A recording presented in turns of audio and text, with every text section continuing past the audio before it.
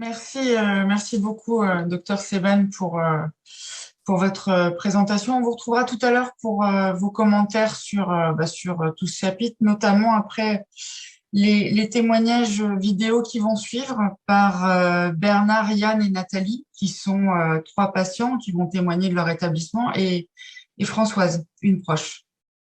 À quel moment vous avez été diagnostiqué bipolaire et comment est-ce que vous l'avez vécu avant le rétablissement du coup? Écoutez, j'ai été diagnostiqué bipolaire à 38 ans et je l'ai vécu de façon assez étrange parce que je me suis rendu compte pratiquement de rien parce que la façon de ce premier diagnostic était en fait de considérer que les médecins ont considéré que j'étais en pleine phase maniaque. Donc étant en phase maniaque, on m'a dit, je sais même plus ce qu'on m'a dit en fait, j'étais hospitalisé, voilà. La question qui se pose plutôt, c'est lorsque j'ai été à nouveau stabilisé, lorsque je suis sorti d'hospitalisation, comment j'ai pris ce diagnostic. J'ai eu longtemps du mal à accepter le fait que c'était embêtant, puisque en fait, encore une fois, tout le monde sait que les phases maniaques sont très agréables à vivre, et donc je suis pas sûr d'avoir considéré très vite que c'était une maladie dont il fallait que je me débarrasse.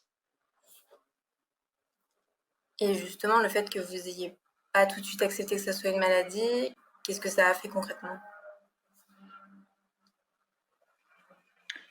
Ça fait concrètement que j'ai continué sans ne rien trop changer pendant de longues années, ni changer de psychiatre, ni changer de traitement médicamenteux. Encore une fois, en espérant que chaque fois que que j'avais une phase dépressive, j'espérais qu'une phase positive maniaque, de très grand plaisir, de grande créativité, de grande joie, de grande puissance, viendrait après. Donc j'étais dans l'attente de ces fameuses phases où ça se passait bien. Ouais. Comment vous définiriez le rétablissement, du coup, selon votre expérience? Écoutez, là, effectivement, j'ai réfléchi à cette question. Pour moi, le rétablissement, c'est vraiment d'avoir retrouvé une vie normale, une vie comme les autres. Ce qui je crois est le cas tout à fait pour moi, à peut-être deux détails près, à deux contraintes près. Ma vie n'est pas complètement normale parce que j'ai une véritable obsession concernant la prise de mon traitement médicamenteux, matin et soir. C'est une chose qui est constamment dans mes préoccupations, que je sois à mon domicile à Paris ou que je sois en voyage en été pendant les vacances. Je suis complètement obsédé sur ces histoires de mon traitement, de ne pas l'oublier. Voilà. Deuxième petite contrainte, c'est que j'ai une vigilance beaucoup plus accrue peut-être que d'autres personnes sur mon état, sur le fait que je n'ai plus envie du tout d'y retomber. Et du coup, on pourrait dire que pour parvenir à rester rétabli, il faut aussi avoir connaissance de sa maladie et se connaître soi-même. Bien sûr. Et connaître sa maladie, c'est clair.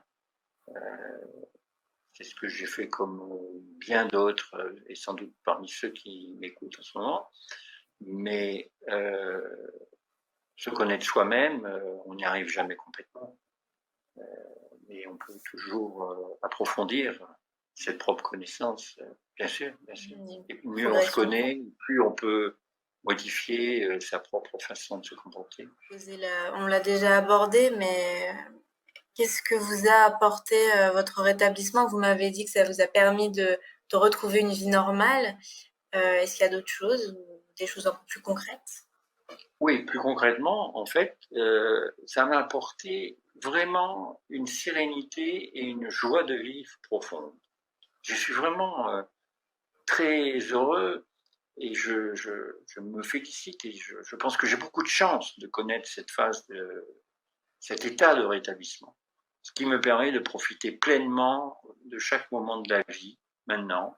Alors, c'est pas toujours rose, bien entendu, il y a des moments, des mauvaises nouvelles, des difficultés, mais globalement, c'est une profonde sérénité que je souhaite à tous mes pairs qui bon, cette maladie. Oui, oui, c'est à partir du moment où je me suis senti rétabli, 2 ou 3 années ont passé maintenant, et je me suis impliqué sur le plan associatif, donc dans notre association Argos 2001, qui m'occupe pour pas mal de mon temps. Et voilà, l'un va avec l'autre, c'est-à-dire que la sérénité que je ressens me permet d'être, je pense, actif de façon positive, et en même temps, cette activité dans l'association est dans un côté très très positif pour ma vie. Quand est-ce que vous avez été diagnostiqué et comment vous l'avez vécu? Donc j'ai 59 ans. J'ai été diagnostiqué à l'âge de 36 ans à peu près. C'est là où les premières crises maniaques ont été révélatrices. Mais ce n'est que 2-3 ans plus tard que on m'a dit que j'étais bipolaire, un mot que je n'avais jamais entendu. C'était en 2001. On commençait juste à en parler. Et pendant 7 ou 8 ans, j'ai eu 5 hospitalisations pour phase maniaque. Et ça a été très dur, les hauts, les bas. Ça a été très dur jusqu'à ce que l'aripiprazole, molécule miracle, me convienne très bien. Et je me sens complètement stabilisé, guéri. Ma vie est passée à autre chose. Je suis maintenant marié. J'ai une fille qui a 8 ans. Et la vie a bien changé. Et donc justement, ce rétablissement, je pense que vous Oui. pouvez utiliser ce terme, vous le liez uniquement aux médicaments ou il y a eu d'autres choses aussi, un mode de vie que vous avez adopté?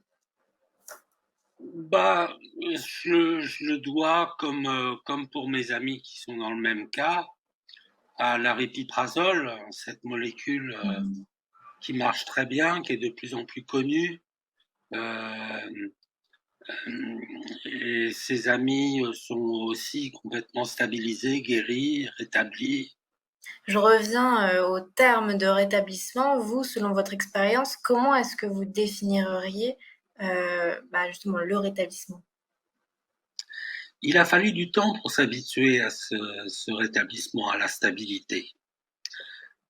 Changer de personnalité quelque part, ou en tout cas s'adapter à ce changement, faire confiance petit à petit à la stabilité. Et justement, vous me dites qu'il faut s'habituer à la stabilité. Comment est-ce que vous avez fait concrètement pour vous habituer? Est-ce que vous avez, je sais pas, entrepris une certaine hygiène de vie ou enfin, je sais pas? Pas particulièrement, non, c'est tout simplement constater jour après jour que la maladie est derrière. Et c'est pas reconstruire, c'est s'habituer. S'habituer à ne plus être malade. Parce que ça m'a habité pendant presque 20 ans. Et justement, est-ce que vous avez rencontré peut-être une difficulté à vous habituer à cette nouvelle phase de votre vie alors que ça faisait 20 ans que justement vous n'étiez pas stable? Non, je n'ai pas éprouvé de difficulté. Il a fallu faire confiance au temps. Cette souffrance, autant dans la dépression que dans l'exaltation, appartenait au passé. Ce que je souhaite à tous les bipolaires, de rencontrer la bonne formule chimique qui permette de retrouver un équilibre beaucoup plus calme, beaucoup plus stable. Oui, vous le liez vraiment à votre médicament. Absolument. Absolument. Et est-ce que pour vous, il y aurait un risque pour que justement vous reperdiez, ne serait-ce qu'un tout petit peu, cette stabilité? Alors, il y a eu par 2 fois des débuts d'hypomanie que j'ai su identifier Je crois que dans la maladie bipolaire, ce qui est vital, c'est de lire des livres. C'est pour ça que j'ai écrit ce livre bipolaire, un message d'espoir. C'est pour communiquer avec tous les gens qui souffrent, tous les gens qui s'interrogent. Il y a ceux qui souffrent, il y a leur famille, leurs amis, leur environnement, qui pensent que c'est psychologique alors que c'est physiologique. Quand on prend un médicament qui vous va bien et qu'on va bien, si on arrête le médicament, automatiquement ça recommence. Merci, au revoir. Comment est-ce que vous avez vécu le fait de justement être conjointe d'une personne qui souffre de troubles bipolaires? C'est très difficile. C'est très difficile. On vit dans la peur que des phases maniaques et ensuite on a aidé pour les phases dépressives. C'est très difficile. On subit, on craint les hospitalisations. Il y en a eu 6. On est un peu toujours en alerte. Et justement, vous connaissiez avant qu'il soit diagnostiqué ou Oui. vous le saviez quand vous le... D'accord. Non, Donc, bien avant. Il avait des dépressions, il a eu des dépressions très rapidement, mais pas les phases maniaques. Il a été diagnostiqué bipolaire à 38 ans. Et on s'est mariés à 22. Donc, il y a eu même cet avant et après, j'imagine. Oui, il y a eu un avant plutôt calme avec des phases dépressives, mais bon, qui n'étaient pas trop inquiétantes à l'époque. On connaissait même pas la maladie. Moi, je connaissais pas on disait la maniaco-dépression à l'époque. On connaissait pas tout ça. C'était il y a longtemps. On est âgé quand même. On a 70 ans. Hein. Et justement, moi, je viens au rétablissement. Et déjà, une première question, peut-être en vous basant sur votre expérience, comment est-ce que vous définiriez ce terme, se rétablir Je dirais que se rétablir, c'est retrouver une vie normale. Une vie normale en reprenant le contrôle de sa vie et en retrouvant, sans se laisser balloter par ses humeurs et en retrouvant une place au sein de la société aussi. Et vous avez un exemple concret de votre expérience qui s'est passée justement quand votre mari s'est rétabli ou a commencé à se rétablir? Quand il a commencé à se rétablir, il n'a plus ces phases maniaques terribles, ni ces dépressions terribles. Et il a retrouvé une activité, il a retrouvé des relations apaisées avec ses amis, avec moi, avec ses enfants. Tout s'est apaisé. Il a retrouvé un nouveau mode de vie, je dirais. C'est-à-dire? Un nouveau mode de vie, il a vécu différemment, il a accepté cette maladie, il s'est bien soigné. Tout ça, c'est du rétablissement, il s'est soigné. On a trouvé surtout, la première chose, la principale, c'est qu'on a enfin trouvé les bons médicaments. Ce rétablissement, il ne peut pas se faire sans un traitement qui soit adéquat pour bien stabiliser. Voilà, un bon traitement et surtout, avant tout, un bon psychiatre. Un psychiatre avec lequel il puisse s'entendre, en qui il ait confiance. Et ça, c'est primordial. Et un psychiatre qu'on voit régulièrement, qu'il voit régulièrement d'ailleurs, tous les mois. Il ne raterait jamais une visite et il n'oublierait jamais ses médicaments. Il est parfaitement rétabli. Un vrai plaisir de le voir vivre. Et justement, cette phase de rétablissement dont on parle, est-ce qu'elle s'est fait, est-ce qu'il y a eu un déclic ou alors ça s'est fait petit à petit? Il y a eu un déclic à la dernière hospitalisation, la 6e, qui a duré 2 mois. Et là, ça a été comme un électrochoc pour lui. On lui a un peu fait comprendre que s'il voulait rester le reste de sa vie dans ce genre d'hôpital, eh ben bon, il fallait vraiment qu'il se soigne. Et c'était pas de sa faute parce qu'il prenait les médicaments, mais on ne trouvait pas la bonne molécule. Donc Voilà. Et là, après cette hospitalisation, sa généraliste l'a adressé à un psychiatre privé qui l'a enfin mis sous lithium et ça a été parfait. Il n'y a plus rien eu, ni phase maniaque, ni phase dépressive. Et je dirais que c'est cette dernière hospitalisation qui a été un peu comme un électrochoc. Et puis, les médicaments, les bonnes molécules, le lithium, plus autre chose. Hein. Et puis, le bon psychiatre. Bien, merci beaucoup à vous et puis j'espère que la journée mondiale sera bien réussie. Merci. Toi, le rétablissement, il est arrivé combien de temps après ton diagnostic?